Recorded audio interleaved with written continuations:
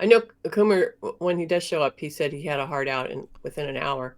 Yeah. Same here. Today is my son's 25th birthday. Oh, happy It's birthday. close to your birthday too. Aren't you coming up? On the 27th, yep, I'll be There you 56. go. I will be He's 56. 25.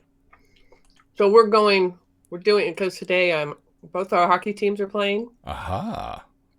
but we're not Wait a going. minute. Both your hockey teams. What? Sadly, he's a Toronto Maple Leaf fan.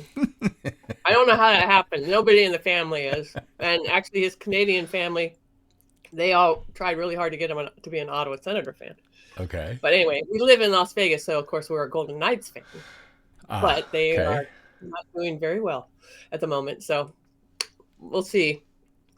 His team's doing a little bit better than ours, but anyway, but so we watch them both, but both of them are playing today, not against each other. There's two games, So you're going to go, but are they playing at the same time or one after the other? they play one after the other on television. If Nice. they're not playing in town today. Oh well, actually, I take it back. The Vegas one is in town today, but we didn't get tickets. Um, but we already had planned this whole go out and do something. So we're going to do the F1 experience. Do you know F1 at I all? I barely do. no idea. They do that race here now, where they close off part of the strip and F1 race cars. And anyway, Really? yeah. It's race So cars? I have no idea what that is. yeah, So, it's those high end, very expensive race cars that they race. I don't. There's wow. many different kinds of race cars, but these are F1s.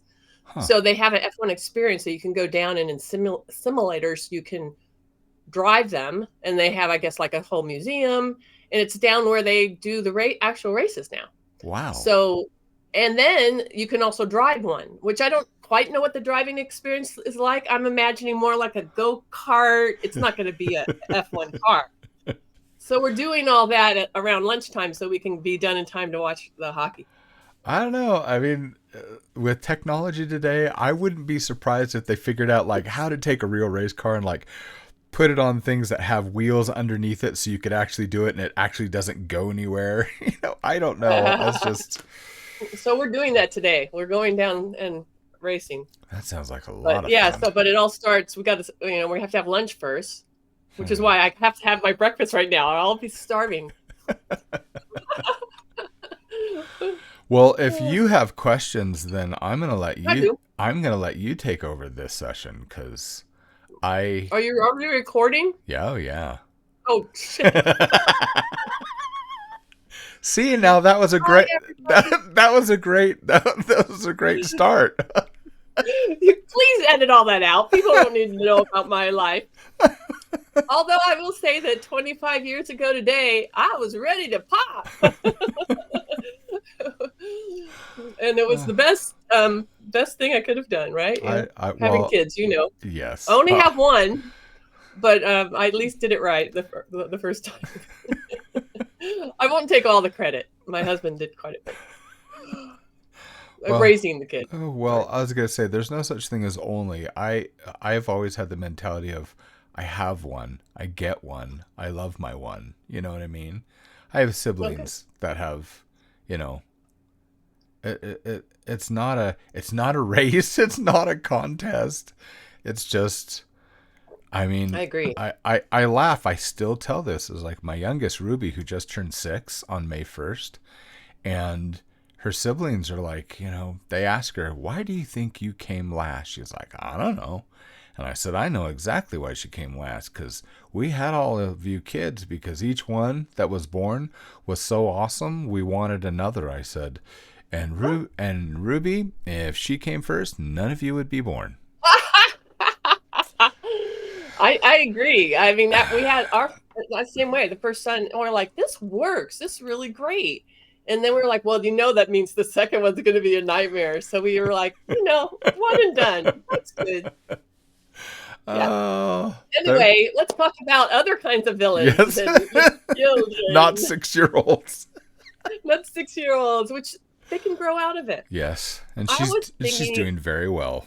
oh, good. She sounds like a kick. I like. She is. She's a I love hoot. that. Yeah, they make life fun. They do. They do. When it comes to the big picture, I wanted to ask you to kick it off. How much does your villain make your protagonist that much better? Do you do a lot of creating based on your protagonist when it comes to your antagonist? Ooh. So we talked about this before that my habit is always to start with how do I want my readers to walk away, how they feel when they're done with the story. And that helps shape the main event, and then of course working backwards, and we had discussions about that. But I usually start with how messed up, how screwed up are things? How bad is it? How bad, what kind of situations do people need to be saved from? What kind of hurdles? Because that kind of forms what kind of hero you need. But I mean, I don't know, because Wendell and Wanted Hero have been so, it's unlike any other stories that I've ever written. It's been, Oh, and you've had it so long. I have, I've had it for well over 21 years. I mean, Well, our how birth, about when you started?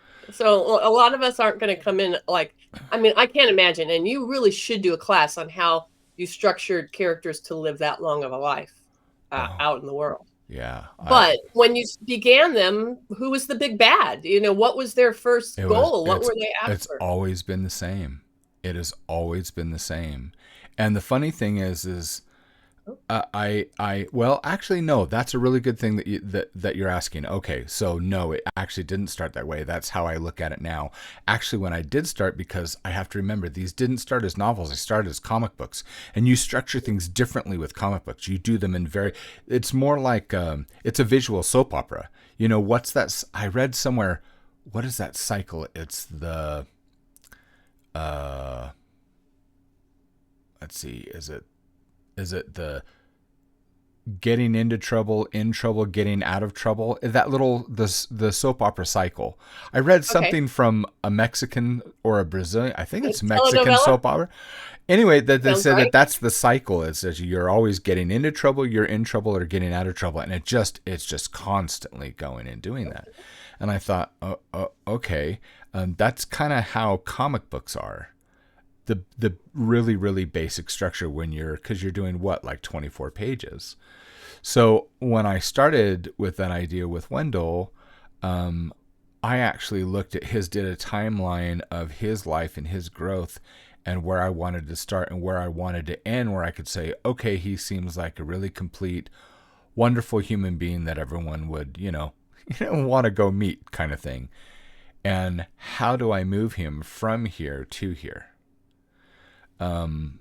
And that's when you start putting them through the crucible. I mean, you start poking, you start prodding, you start clipping them with the minivan, or giving them the chicken pox, or, and you just keep raising the bar and raising the bar and raising the bar.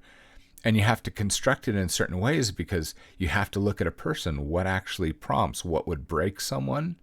What would encourage someone? Or what would break someone, but then do you have to bring in a secondary character to encourage them to say, no, you can do this, and they take one more step further? So Okay. it was never a singular thing. It was, my villain was always the catalyst to get everybody to step it the hell up. And Yeah. so So I think that was very beneficial to serialized fiction, which was what we do on Substack, because you have that same issue. So were you able to then say, hey, with each new comic book, who's going to come in to cause that problem, yeah. And you know what's or fun? what? And you know what's funny? I didn't till this very moment. I never realized, wait a minute, comic books, that's serialized fiction. I didn't even think of it that way. It is Wait, I've been really doing this for a while. spot on. I didn't even think of that. Okay, well, thanks, Anne. That brought that up. I was like, I didn't even realize that.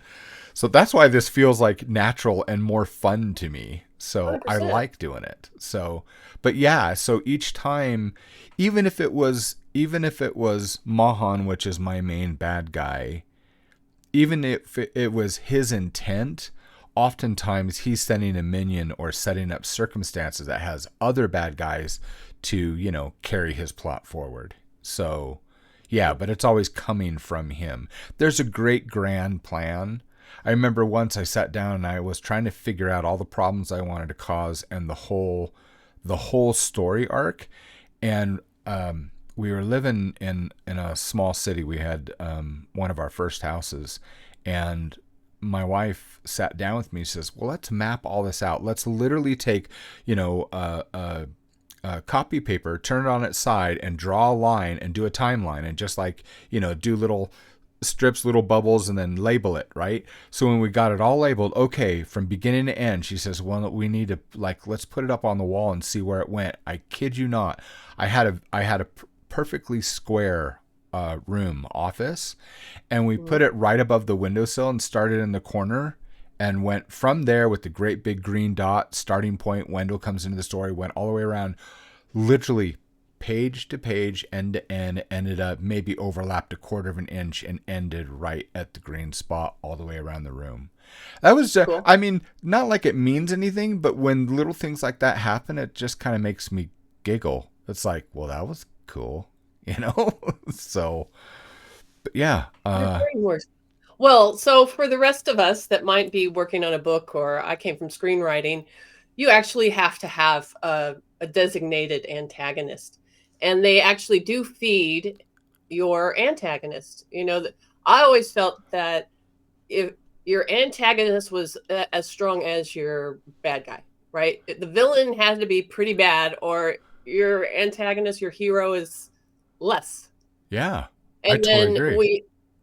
you also structure, at least in screenwriting, you plot out a hierarchy of villains, or so they could all, like you have it, work for one person, but stories are different than having a big bad, like a Marvel character. It could be nature, but you have a hierarchy of characters that are all working against your main character.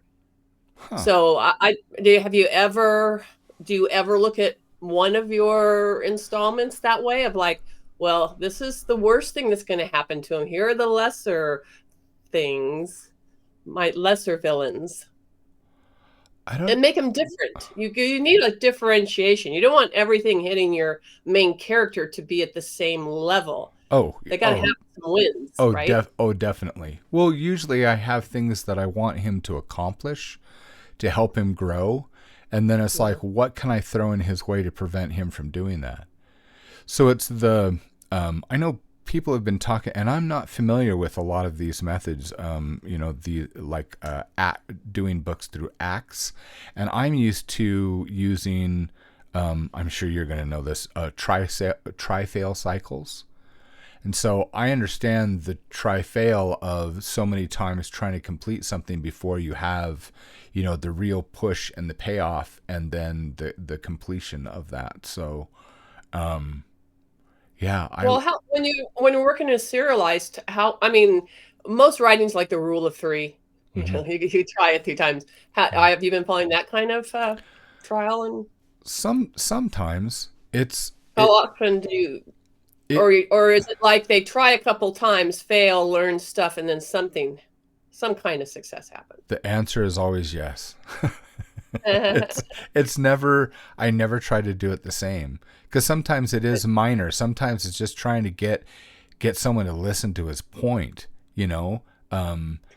Sometimes it's trying to reconnect, like the last part, because we finished up season 4 last Friday, and a lot of the things near the end is Wendell was just trying to reconnect with Chuck, because the storyline is taking their attention in different directions, and he needs that. That's, I mean, Chuck's his mentor, and kind of looks at him as a father figure, because he's still 17 years old. It's still like, I am way out of my element. I'm on a different planet. It's like, what the flip?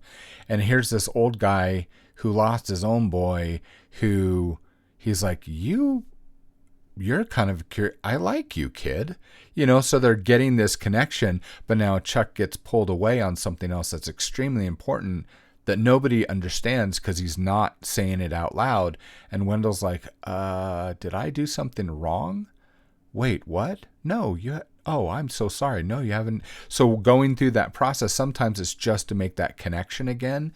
And that to me often feels, that's real. I mean, you're married. Sometimes we go in with our jobs, responsibilities, and wait, I need to keep that connection with my spouse, with my sweetheart. You know what I mean?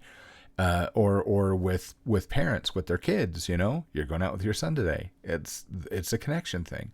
So I look at those sometimes as try-fail cycles, because sometimes you say something stupid. Maybe your timing's bad. Maybe you walk into a room, someone snaps at you, but they're not really snapping at you. You have no idea what jerk came up and ticked off your sibling or your spouse just a Right. moment ago, and then they explode in your I love it. So you're direction. talking about making your villains real. They have to. Yeah. They have. I agree, and you need to look at it from their point of view. Like, what is their goal? What are they seeing? Obviously, the hero of your story is their villain in some sense. So yeah, you've got to. I always like to pitch my bad guy's point of view and make you go, well, yeah, from a twisted angle, I see what they're coming from. And that makes the when they combat each other, you can go like, okay, they're not just some insane person. They're going for something. Which I listen to Audible books. Uh-huh. I'm listening. I was a fan of Fourth Wing, if you know this. It's a romantasy, but the third book has been out for a bit, and it just came out at this dramatized version. So they have actors reading it. They have so many bad guys in it, but this one bad guy, you're like, why didn't they kill him off? He's stupid. He has no logic to why he hates the main character, except he's there to make life worse. And I want to call up, hello, you wonderful, talented writer making the thousands of dollars off of this book series. Stop writing this kind of character. Okay, so that pulls me out of the story, because it's not logical that all the other characters allow this character to still exist. okay, so that's what I was going to ask you. So when you said, that it makes because I don't know any other way to do it. So when you say make your villain real, do people not make it real? Now I'm thinking like you just gave me an example, but I mean, Yes, this character is not real. I mean, I don't know. Obviously, they're making a lot of money on what they're doing, so they know more than me. But as far as a reader, and I'm speaking only as a reader, in my experience, I stop watching television shows that do this. yeah, I stopped If a there's lot a of TV totally, shows. if they're totally illogical, I'm like, I need to see their point of view. Other than that, they're an a-hole. Yeah. That doesn't interest me. It doesn't add to the conflict, because frankly, in this book, they have these dragons. I'm just like, hey, get your dragon to just do something. Why is your dragon putting up with this? And the thing is, that's also the problem, at least with this story, is when you write a character that's your bad character and you're just making them bad because, oh, I need one. Yeah. And that doesn't fit the whole logic of the other characters you've developed. I don't understand how this character exists based on the other characters and how they've grown in the story. So, and maybe that's the problem. This character hasn't grown from book 2 and what happened to book 2 to book 3. Huh. So as a serialized writers that we are, I do think you need to take some time to assess that and adjust that. You don't necessarily have to plot it. If you want to, go for it. That's the beauty about characters. You can self-correct them along the way when you're serializing, I think, because characters don't go, this is what I am. Things get revealed. So if you go, hey, I'm getting off, I don't understand the logic of this character anymore, you could clue us in. There's always that they're mentally unstable, but I still got to understand why other characters are allowing. They have to fit.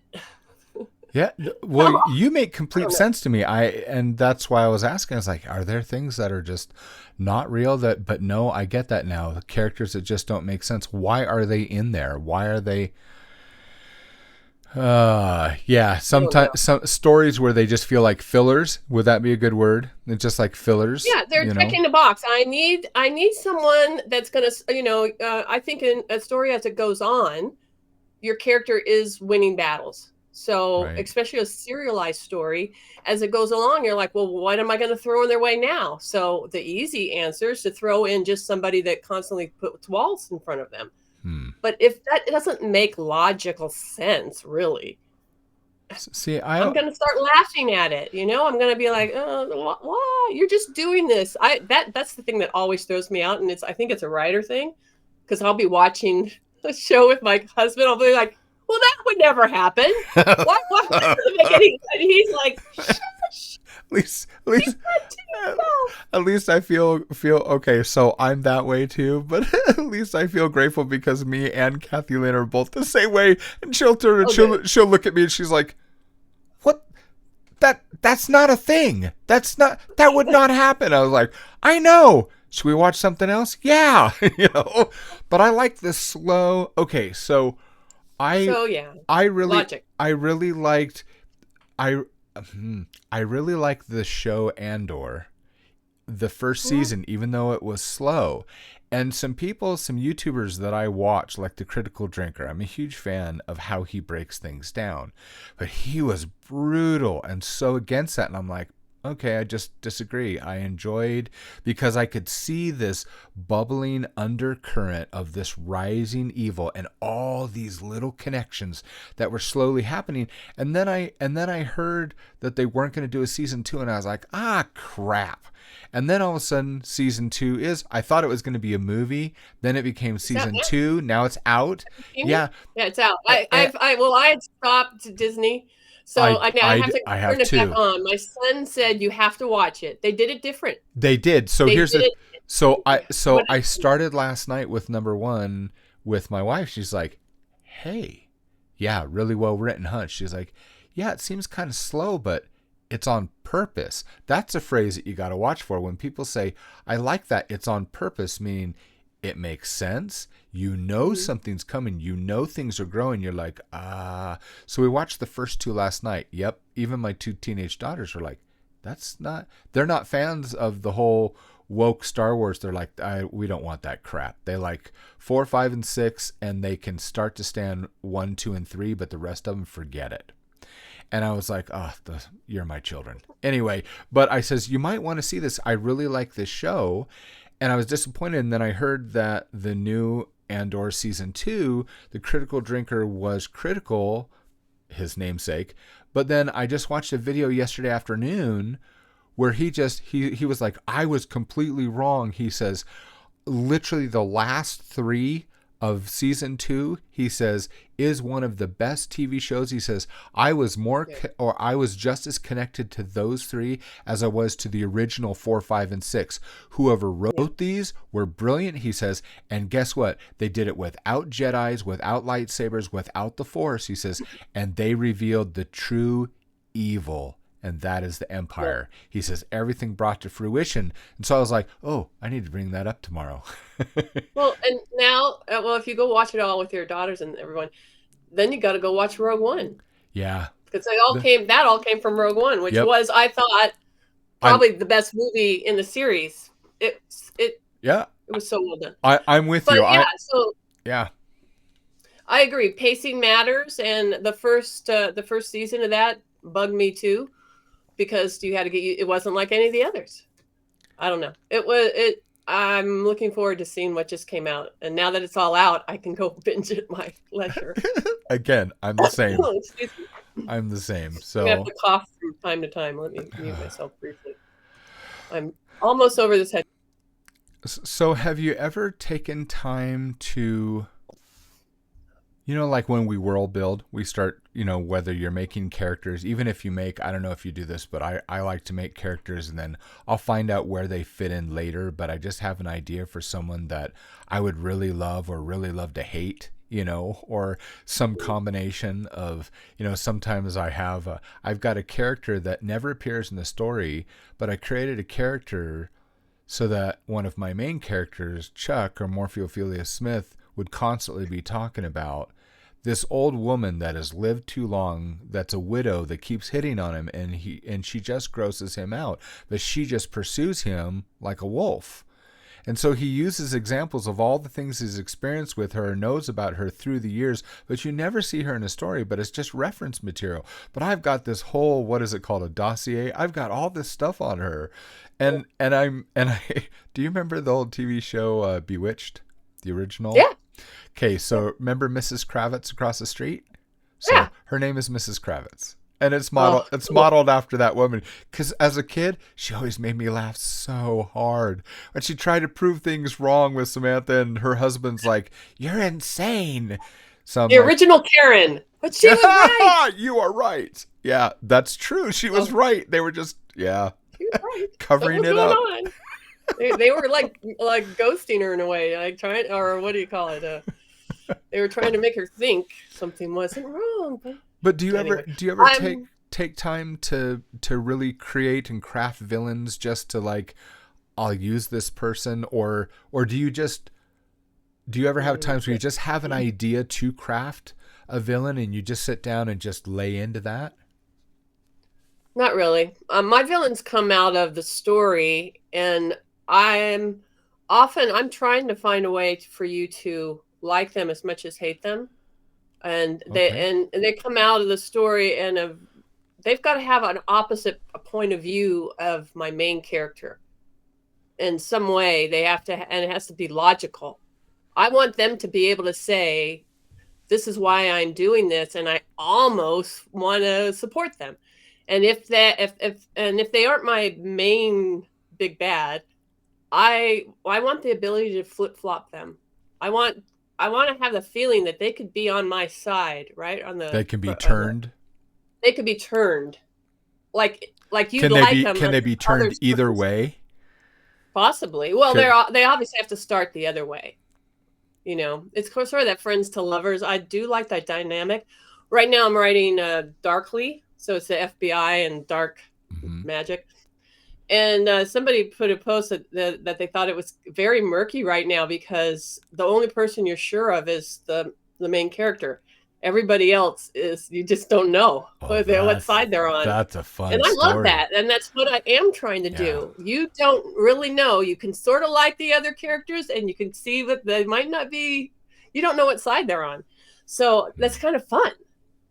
That's what I'm playing with. But also, I've always written for like something contained, and that means that you don't I don't go into it saying I'm going to build something that'll last 29 years, which is probably a mistake, but I'm trying to create the characters as succinctly as possible. Huh. When a screenwriting, you don't have that much time.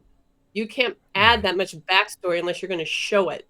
People don't Right. talk about stuff, right? Uh-huh. You're going to have a flashback, but that's about it. So you need to get in and get out, and you have to be like, this is the exact problem, as the opposition to your main character. This is it, and then give them a good reason why, but then slightly twist it so your audience is going to say, "Well, that's wrong," but I understand it, right? Huh. And then either maybe you can turn them. Obviously, your main villain you can't. Like in my Darkly story, my main bad guy is a serial killer. So obviously that person is. I'm not gonna. I'm not. That's different, right? So I've said, oh, you're a serial killer. We don't. He obviously has some motivation we might learn of, but You know what's actually, there's a whole. it's funny though.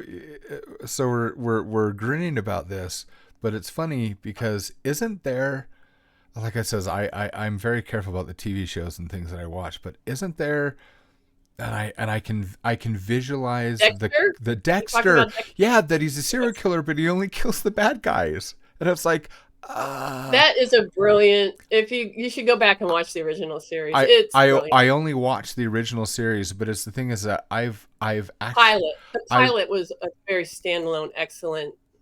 Yeah.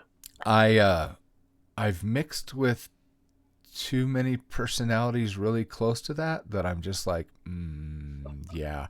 Like I said, there's a reason why my Substack is called Life of Fiction, and my favorite podcast that I do with my son is Life is Like Fiction. Because when I tell people stories about my actual real life, they're like, "You're full of crap. That's a novel." And then I start showing them evidence. They're like, "What the heck? Are you serious?" Yeah, I'm serious. Why did that happen? Hell if I know. I don't know why, but okay, this is where I'm at. So some things I look at and I go, yeah, no. And then I have completely irrational phobias and things that make no sense. It's like I'm tomorrow morning I am going on a road trip with 5 teenagers to Wyoming. One of Oh, them right, I heard one about of that. them my son, and the reason why is because one of them is also a family member through marriage, but his uncle is my brother, and I haven't been to my brother's house, get this, in 21 years. So I'm going up there to spend the Wow. weekend with him, and he texted me last night. He says, "Don't bring any work." I'm like, "What?" He goes, "I know you." He says, "I have plans for you." And then my son let it slip. He says, Uncle Jonathan has like a barn or a shed where he has 6 super computers that they do gaming LAN parties." He says, "And Uncle Jonathan wants you to play a game with us." I was like, "Oh, cool. What?" I don't usually play games other than EverQuest once in a while. I can't remember the name. And I said, "That sounds a little, what is it about?" And Simon looks at me. He's like, "Zombies." That's like my, oh gosh, I Oh, have I like a have Royal my Rumble? irrational feel. Zombies freak me out so bad, Hey, so Coomer's bad. here. Yay, Coomer. Well, you're gonna have a blast. Oh, But I think what you're saying is very often it's important to put these human characteristics that take you witness and take the other experience. seat, Coomer, next to Anne. Move Yeah, over. There you there he go. is. Hey man, we need a new perspective. On But I zombies. was good in the audience. I mean, Uh, I'm going to take notes. Well, what? we said everything you can say. No, I'm No. You should Oh, ask then I'm now. good. Now Okay. ask him the questions, because if he wasn't listening to us, Ask he him needs the to answer the questions. Oh well, questions. so all right. Quick recap. Jamie is the master of serializing fiction. We've decided, and how your We. characters. This was not a I we. This is not a this. I did not vote. No, this the is not. royal we. I was I about to look like say that I'm sounds sitting like on a throne. that sounds like the royal we, Jamie, you're doing. The The royal royal we. we. So, but he's really good at sprinkling things because he came from writing comic books. He's good at sprinkling problems that start and stop. That they solve and what did you call it? What was your terminology for that? The start and Jamie the start and stop. Just no, just have a problem, solve a problem, oh, it was new the problem. cycle that I read It's like about soap operas, that you're always getting into trouble, are in trouble, or getting out of trouble, and those are the only 3 things that you do in a soap opera. And I went, so "Oh, he comes. Yeah, that's brilliant, and that's where he comes towards his villains. So, and I was saying, well, from more of a writing a book or writing a movie, you have a big bad and you have a hierarchy, and they don't necessarily work for the main guy, but there's a hierarchy of levels of the villains that you're facing. How about you? Where do you fall in that? First thing I start with is the setting. Where am I going to kind of base the story? So where is it? A city? Is it a countryside? Is it, where is it? Once I know that, I go by a rule that I've had for a very long time. And it comes from role playing games, specifically from superhero role playing games, but any role playing game. Because when you write role playing games, you're basically writing a story. You just stop to the point that you write anything because the players are your main characters. And the phrase is villains act, heroes react. Because if the villains don't do anything, the heroes won't do anything. They'll live their lives as normal, and you won't see the heroes because they're just getting by. But once the villain acts, you'll see the heroes show up, the helpers will show up. Now you have heroes, now you have a story. In that, there's a little nuance of that when a villain acts, they're not helping people. 50% of the time, they may be helping themselves, sure, and that's a type of villain. But they're, by and large, really trying to solve a problem themselves. They're just very, very willing to focus on the problem, and they just drive to it.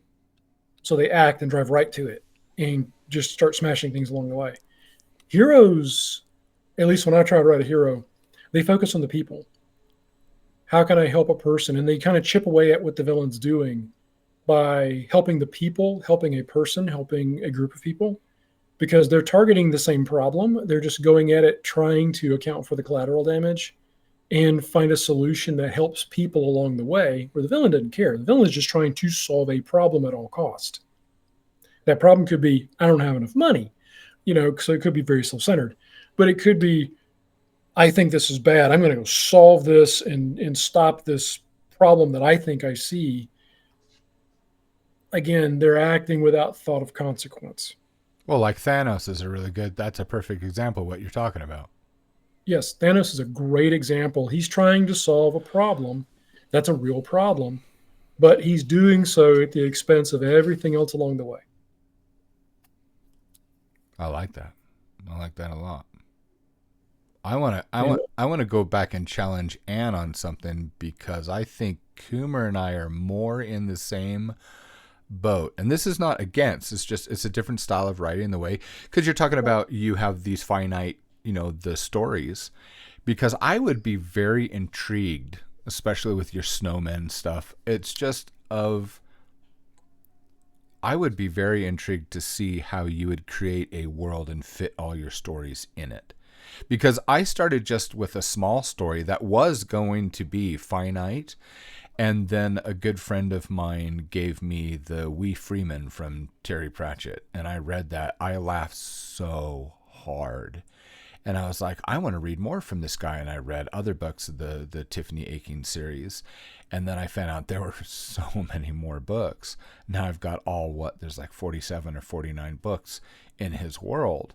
But finding out about Discworld and how everything was independent, but all in the same world, that's when I turned around and said, I'm going to create an IP that I can write whatever I want that would fit in it, but it will all tie together so that I can write until I die. And that's good. And that was Wanted Hero. So you're asking how I did that for Fit Girls? No, I'm just okay. Well, no. So I did what Coomer just said. I started with my setting for my characters. Okay. So I have a physical therapist, or she's a fitness person, and she goes around from different resorts and high-end little gigs. She can be hired to get like a bunch of bridesmaids in shape for a wedding, or she could be at a high-end resort or whatever. So she and her friend, they travel around to all these spots. So that's the world they live in. It's our world. And then at each one they go to, someone dies or a dead body shows up somehow, and they solve the mystery. And of course, they're amateur sleuths. So that's the setup for all of those. Uh-huh. And in that, every character you meet outside of them could be the killer. Huh. So as I introduce every new character, I often will say this is they might consider them as as the bad guy or not, but something then makes you not think it's them and leads to something else. And then of course, because they're trying to solve the mystery, they then become victims almost, right? So the killer always comes after them. Huh. So and that's how the killer kind of exposes themselves to them. So like a Nancy Drew, a Hardy Boys, or Scooby-Doo. Yeah, that's really that's of all my stories, that's the real mystery. Most of my other things just sort of has a mystery that the main character is trying to unravel. That it's a mystery to their life. So, when you're talking about your superhero stories and creating that kind of villain, that's very different than maybe people that are writing something that the main character is dealing with a life issue. The mystery, the big bad could be nature. It could be, something that isn't like from an action film. See, but I still think creating the villain of that still applies.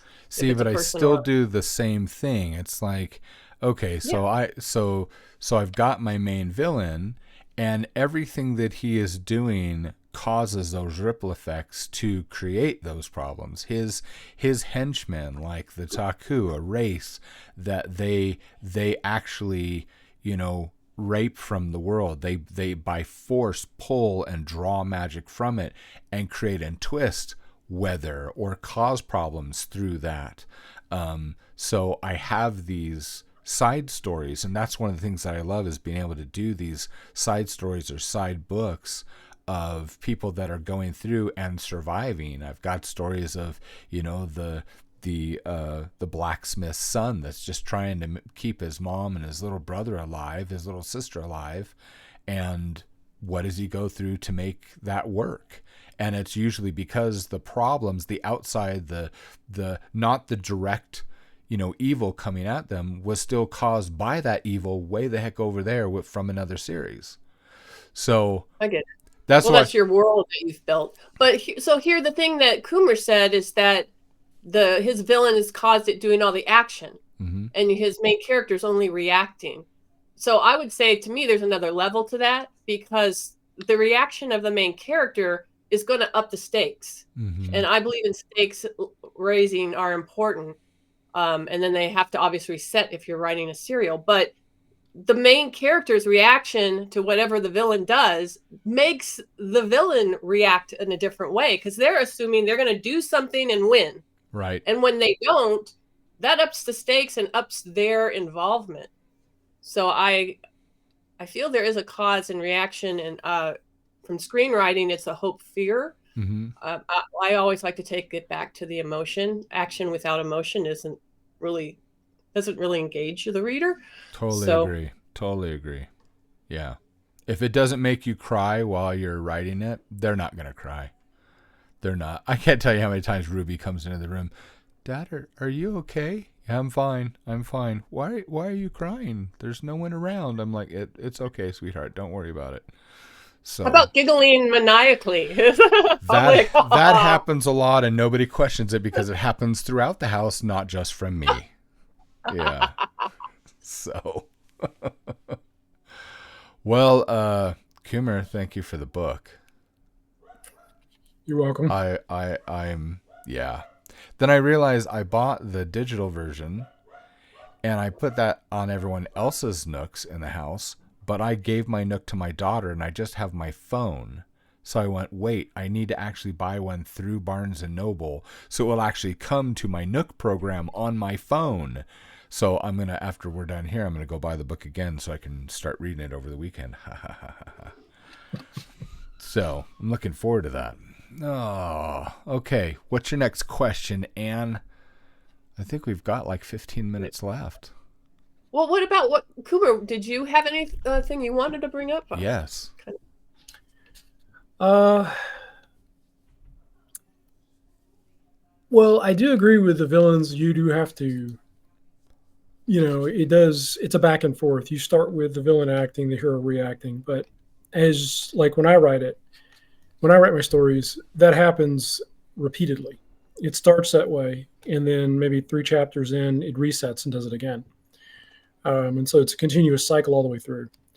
And it just gets higher and higher and louder and louder and worse and worse. But one of the things I do like is having multiple villains with multiple goals.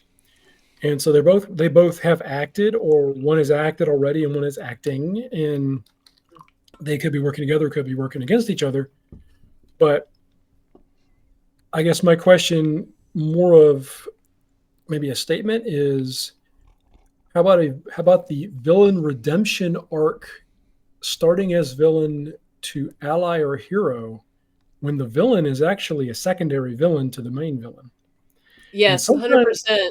I love that. Could be, now your main villain could actually be nature. Because just to use an example, there was a Batman comic many, many years ago where Batman, in the character, and I forget who the writer was, did a great job. He was the dead of winter. The villain apparently was Mr. Freeze. The true villain was survival, because Batman had the flu. And so he was actually having to survive this problem and actually help people. And at the end of the comic, Mr. Freeze actually wound up having a small redemption arc to assist against a greater problem. So that's kind of a, That's an example. One example. I've seen several of you have two villains Yeah, that are well, I've causing done a problems. mystery like that before. When I got to the end, it was actually my first Fit Girls story. I won't give away the ending, but I thought it was too obvious who the bad guy was.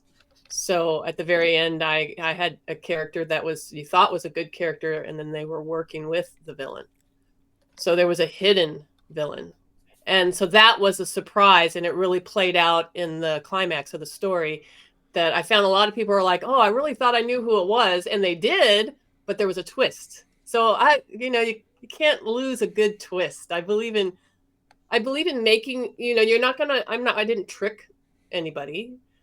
This character was there the whole time. You just never knew their motivation.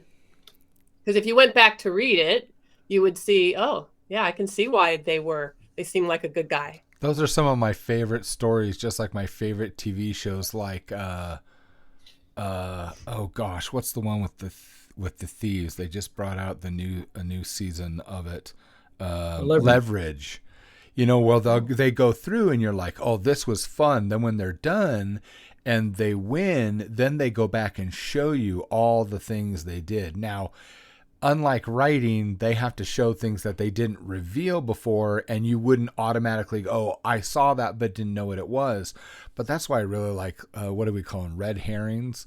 You know, I love that you can, in a written story, go back and show them, or they can go back and read it again once they know the ending and go, oh my gosh, I missed that.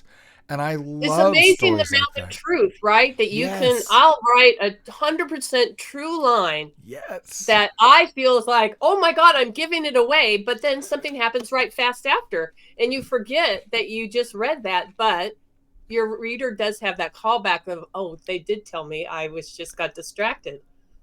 Some of my favorite stories are where they said something. They literally, like what you just said, they literally told you the truth, but I interpreted it a different way. And the way that they were talking to someone, I even asked my wife or my kids are like, no, they meant this. I was like, really? Have you finished the book? No. I says, you're wrong. Just wait. You're wrong. Wait, what? So I like that. I like an overheard conversation that you totally misunderstand it, right? Yeah. That's taking care of the details. I wonder how far we can take that with our villains to not only get them no limits believable, but could you oh gosh, this is like giving me goals now. Could you take a villain and woo the reader to the villain's side, getting them to believe the intention actually is noble? Because usually to a villain, that is noble. I mean, like Thanos, we use him as the example. He says it has to be done. I'm the only one that sees it, you know? But it is twisted. Well, it's skewed. How he goes about it, yeah. Right, how he goes about it. But you know, Mike, in some stories where the bad guy is killing people because somebody did them wrong and killed someone they love, and then they've gone and they've killed all these other people that somebody loves, that logic has always bugged me, because I'm like, well, you're just creating the same thing that someone did to you, so why should I care what you think? Yeah. So to me, but what you're saying would be great, because I would love to almost be pulled over to someone else's side and think the protagonist is wrong. See, that would be fun read. Be fun. I agree. Well, here's the thing. And then what you just said of, you know, someone that just goes out and slays because someone else slayed something that they care about. And I agree. There's the other side of that, at least to me, that I've always disagreed with. And I hate it in movies. I literally just, whatever. It's just such crap.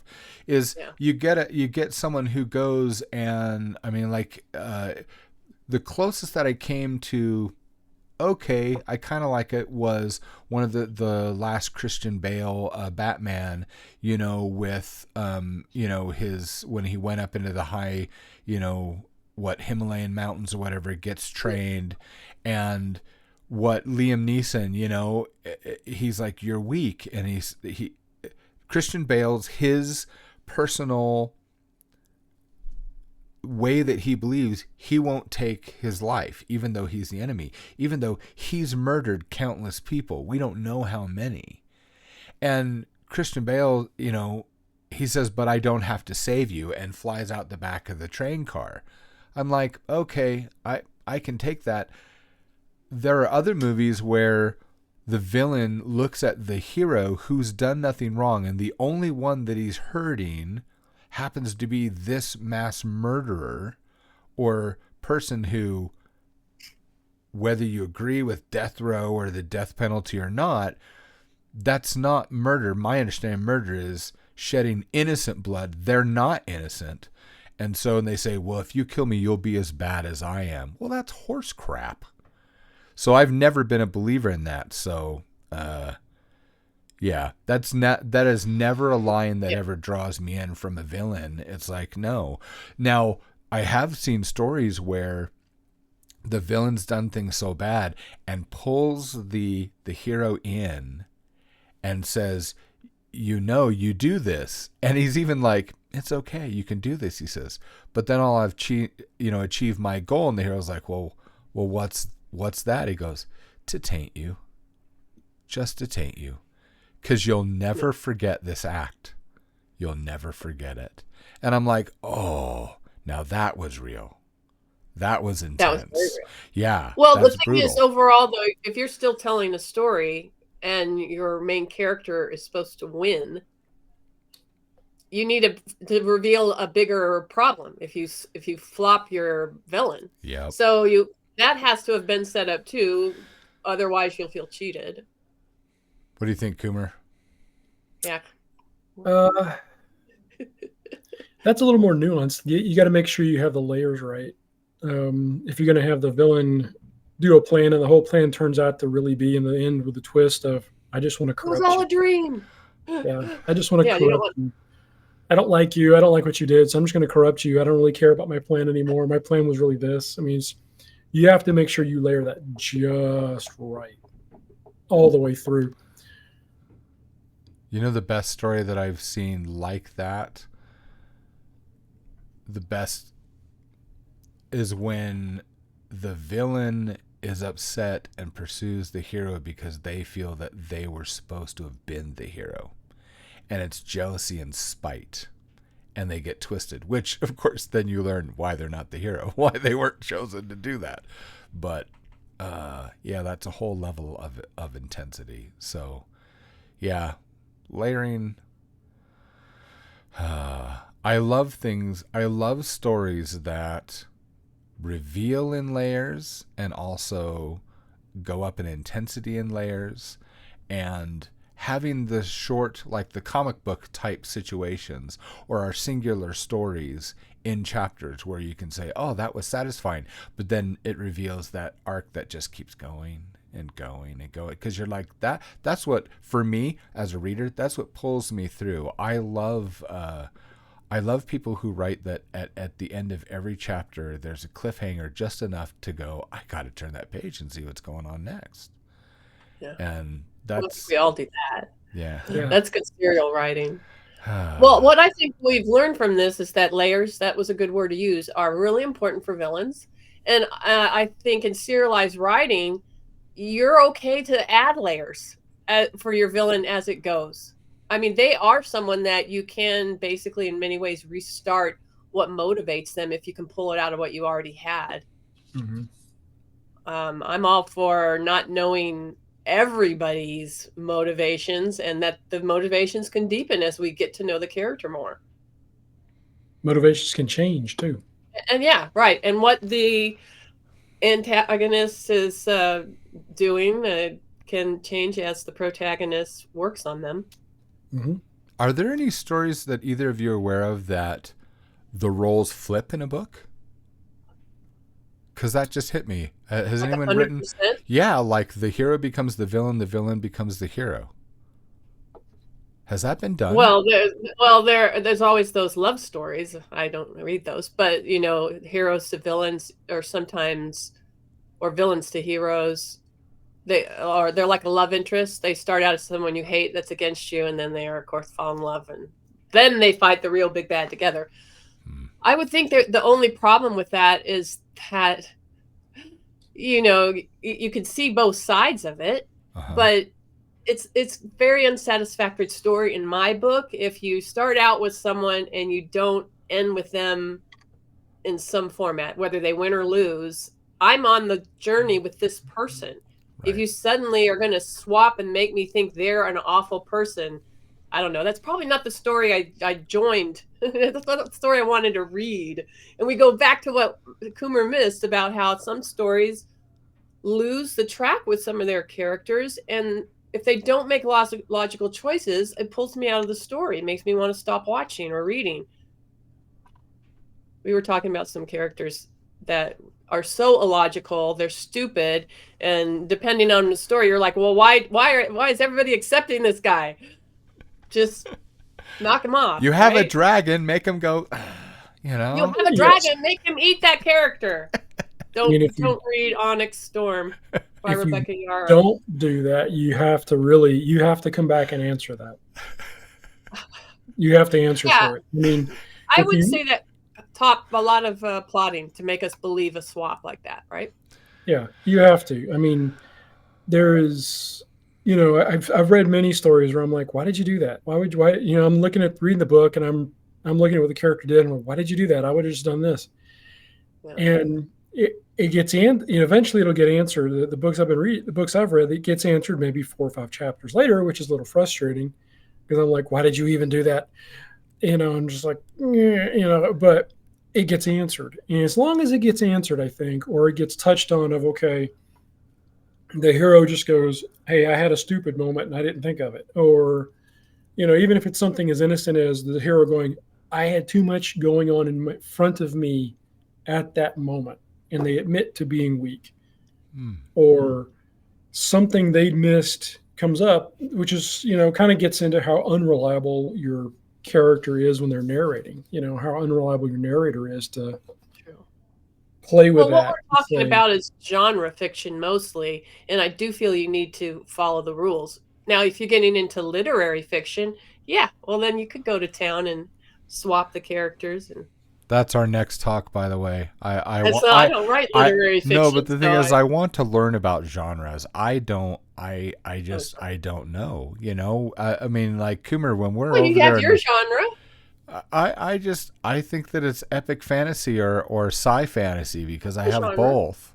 It's the life of fiction genre. It's the life of fiction genre. So, and I think you're true to the rules that you have established with your story. So yeah. If you suddenly swapped, if Wendell was suddenly the bad guy, I'd be like, what? Come on. Yeah, that's very true. That would not work. Yeah. Because, it could be a standalone version to answer your question, but. Well, I mean, aren't there like. I'm sure someone's done it. No, I'm just wondering is there a list of like standard genres? I was just going to say, Coomer, like over there on World Anvil, when you try to look up worlds, there are so many categories. It gives me a nosebleed. I'm like, are those all real things? Or are those just tags? Sort of. It's like definitely, maybe. What? Sort of, almost, yeah. I mean, I think once you get past science fiction and fantasy and, even separating those two, and you can say science fiction, fantasy, mystery, I think those are pretty set as everybody understands what those are. Okay. I think once you get below that. So like subs, like are those subgenres then? Is that what they would be? I think when you get there, it gets a little more vague and soft. Like, all right, what would you call my story, Death Whispers of the Aetherwave? I'm going to put it to you. What would you call that genre? Let's play a game here. Tella? Huh? Tella? The one with the current one with Pedro, with Dr. Songwriter. Pedro. Okay. What would you call that? What would the genre be for that story? Let's play a little game here. Let's play with genre. Swashbuckling? Well, it's an adventure. To me, that's an adventure story. And it's also a period piece, or I don't know maybe steampunk. Would you put it in but if you say you say period piece, and I think of Pride and Prejudice. So true. They call, if you're talking movie world, 1980s is a period piece, which is shocking.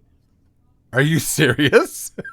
Yeah, they call if you wrote a script that's set in the 80s, They would say it's a period piece. So See, there you go. A child that- said that, didn't it? It was some executive that's in their 20s. Punk. well, but think about it. They from a Hollywood standpoint, they look at it like you can't go outside and just film and say that's the 1980s. There would be too many things that could show up that would blow that. 1980s, sadly, look my different on film. goodness. But I'm off So- topic. When you're that's- talking about like Amazon topics, how would I categorize it? No, just genre. I mean, Amazon Oh. likes to play with the category topics, which are sort of genre, but They are. I think that kind of answers the question. It's like what you guys. I think it's an what y'all were just adventure. I saying. throw it into an adventure. Maybe it's not truly steampunk. I don't know if you could say it was that. What do you call it? I know you said it. Well, they're I love pirates. when his eyebrows go like up. This pirates. is like, I'm not going to answer because I know that it's going to be different than what he's thinking. I'm not going to answer. Yeah, I don't. I just go for it. I'm wrong, but I find it is an adventure. It's an action adventure story. Okay, if you want to, I mean, the way I break it down, and I'm not saying I'm right. You're the closer. writer. How could you not be Yeah. right? You have to tell us what genre it is. What? When you get down into, like I said, when you get into subgenres, I think they change. They change over time Oh, as people just start reading books and new books get made. The subgenres shift. Like, that story with Pedro, the way I look at it, and I'm not saying this is the way I view it, is a dark historical fantasy mystery. Well, I Dark. call a lot of things mystery that are not like whodunits. So I'm okay with mystery. What do you call it? A dark Historical fantasy, because it is set in 1722. It may be an alternate It may be an alternate 1722, but I take great pains to make sure the language fits 1722. There's a few words here and there I've let slip through on purpose that were not used in 1722. There's a lot of things I've got in there that I'll toss the word out because it wasn't used until the 1800s. That's good. Well, I could see that, but if I went to look for your book, I would not expect to find that. I mean, you're missing the whole adventure aspect of that story. I mean, that's like it's like Indiana Jones. I would like put those together, even though the dates are way different and the worlds are different. It has that whole feel and the magic. It's a fantasy. Well, it has the magic, but it has a lot darker tone. Yeah, but dark doesn't mean anything to me by itself. Well, dark It's not dark fantasy. There's, Well, when you there's get into dark fantasy, you have like ghosts, you have undead, you have murders on screen, you have death in the view of the reader. Yeah. If you look at Indiana Jones, he has some of that, but it's a lot more lighthearted. Oh yeah. I'm saying, but there is that tone. To me, that's what your story is more like than any of the other stuff. Well, see, Like- that's what I mean. That's the answer though. Okay. Once you're past fantasy, sci-fi, mystery, which is a broad defined category, I think are broad defined genres. When you get lower into the subgenre, it shifts based on the person. It's a lot fuzzier. so according to the reader, you're saying yeah, that according to the okay? reader. That So makes it's not sense. possible. Do you have Right. comparables then? I think comparables are important to have for your stories to say, if you like reading that, you would enjoy reading this, which only I think you could do. You could pick for Yeah. yourself. That's true, but that's also why I'm not saying you're wrong. Also, Thank you. Well, that's why I had to. Well- I had to describe. They're like, well, what's Wanted Hero of the World like? It says like if Lord of the Rings and Harry Potter had a child and it came out with the personality of Discworld. That's as close as I could get. So what does that say? I have no idea. So I mean, if I go to Amazon and try and pick out genres and subgenres, it takes a while for me because I have to narrow it down to things, and Amazon doesn't let you pick very much. So No. I have to leave a lot out. Like Dark Device is obviously epic fantasy. because of what it is and what it does and how it reads and what goes on. But there's a couple other subgenres I tossed in there too. There is a case that it is sword and sorcery because sword and sorcery is really broad and covers a certain time period-ish of history of, okay, sword, sorcery, magic, blah, blah, blah. Yeah, there's some of that too. But there's a lot more I can't add because Amazon won't let me. It doesn't mean it's not there. Huh. Now we're back to how the reader views it. So that's... Well, you have your description, your book description on the page. I think that's where you have to clue people in. Yeah, I mean, I have a historical children's story, and I don't know why. Somebody left a comment. They were mad because it mentioned that it involved Abraham Lincoln, so they thought it was a historical adult story about Abraham Lincoln. And they gave me 1 star. And I'm like, well, what? How did you not think this was a children's book? It says so if you read the description. Yeah. So I guess some people don't. And that proves some people don't read the description. They just went off the title. But I do think the comparables are really important to give people. Have you noticed? I mostly do Audible books. So Audible, what they'll do is they'll break down maybe about 5, I guess as many keywords as they're given. That shows you it's fiction, it's like an amateur sleuth, it's dark fantasy, it's period piece, it's set in London, whatever. And I really like those as a reader because you scan them really fast and you can go, oh, I like all those things. And then you dive in and you're like, I'm okay if where the story takes me, if it covers some of the topics I like or the genre. So I don't know. I think the answer is you're right. You fall into a bunch of categories that don't mean anything in a grand scheme. Mm-hmm. But I still think there's a huge audience probably out there for all of that. They just don't know what to call it. No doubt. There is. I mean, there is. That's why I like to tell people when people talk about genres, I go, well, I write mixed genre. Yeah.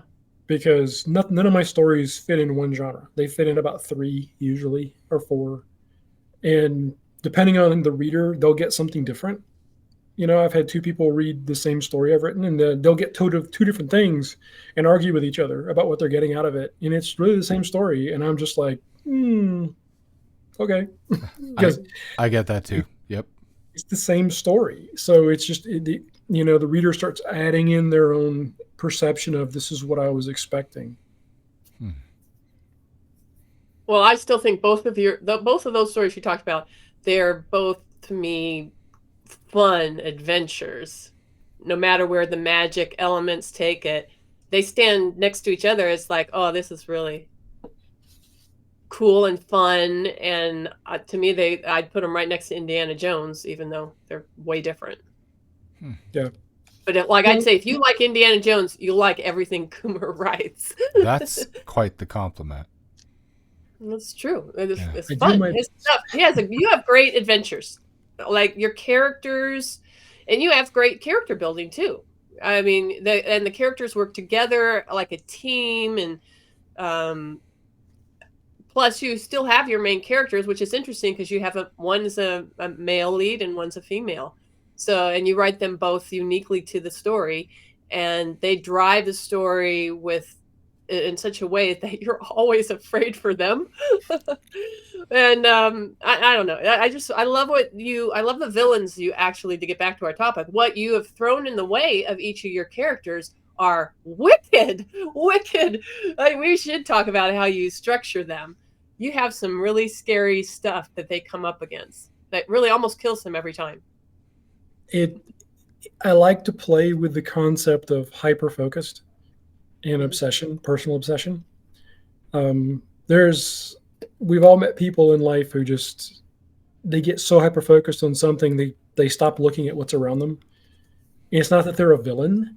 It's just they're so tightly focused on that one thing because it's driving them berserk. They got to solve it. And, as humans, we do that.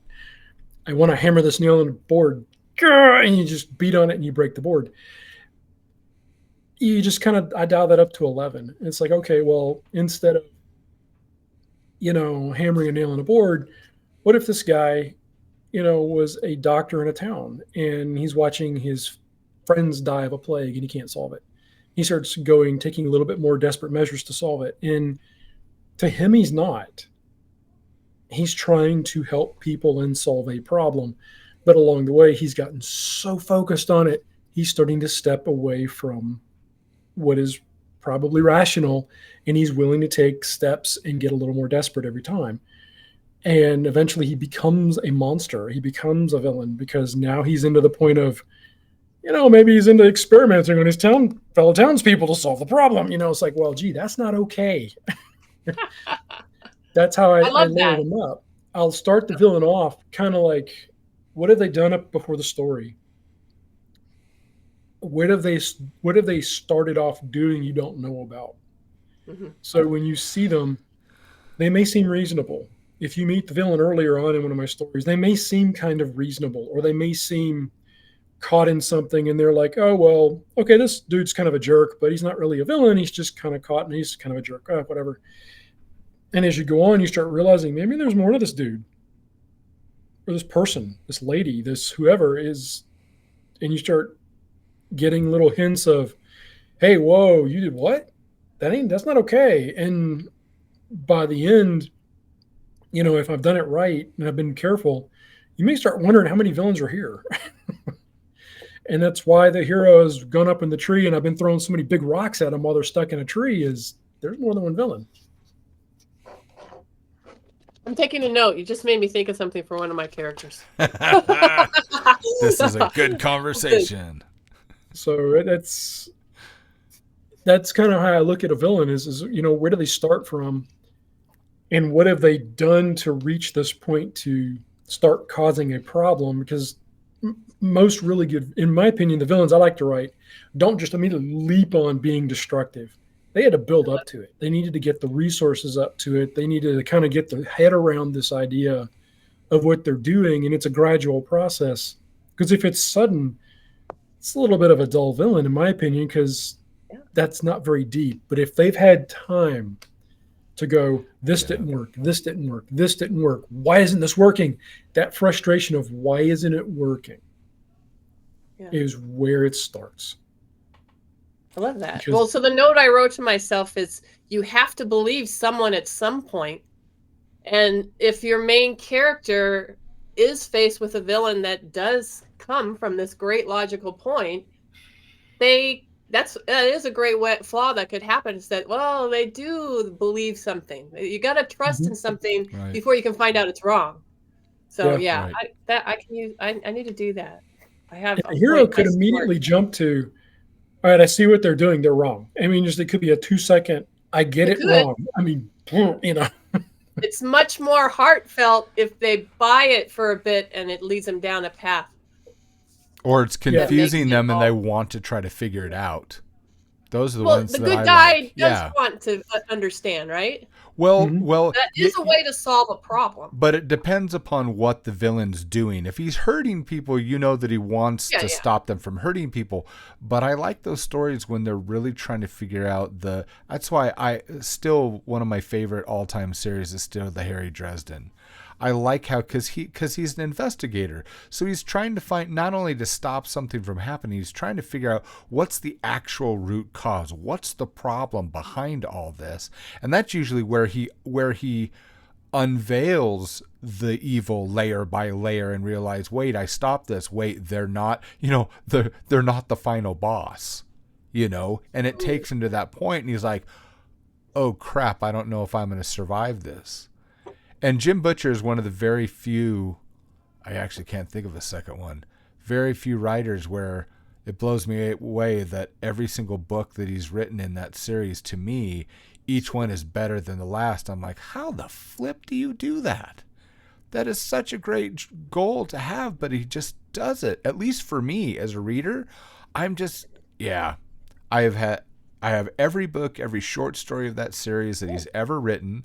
I've read all of them twice, and I'm going through the audiobooks. I have all the audiobooks. I'm going through those for the second time. Oh, cool. I should get them. I've only seen the TV series, which was good. Which is funny because that was the thing that got me, and I was like, why did they cancel it? It's kind of fun. And then I have a friend of like 15 years. He says, well, the books are way better. Wait, what? there's books? And he says, dude, you didn't know about they're so much better than the TV wait, show. books. Oh, they're 1,000 times better than the TV show. Good. So much thank better. you. I know In fact, I'm gonna send you a little treat. I'll send you something you'll know of everything in chronological order. I'll do that as soon as we hang up here. So yeah, it's awesome. Totally awesome. So this was fun. This was great. I'm so excited to read books this weekend.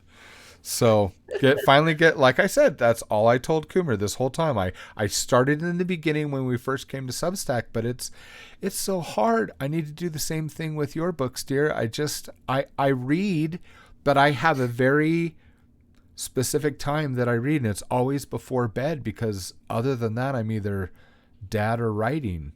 That's just what I'm doing all day long. So you're reading Kindle mostly? No, I read off my Nook. And right now I gave my brand new Nook to my daughter, so I'm reading off my phone. So, but I use Barnes & Noble, so I have a Nook. Yeah.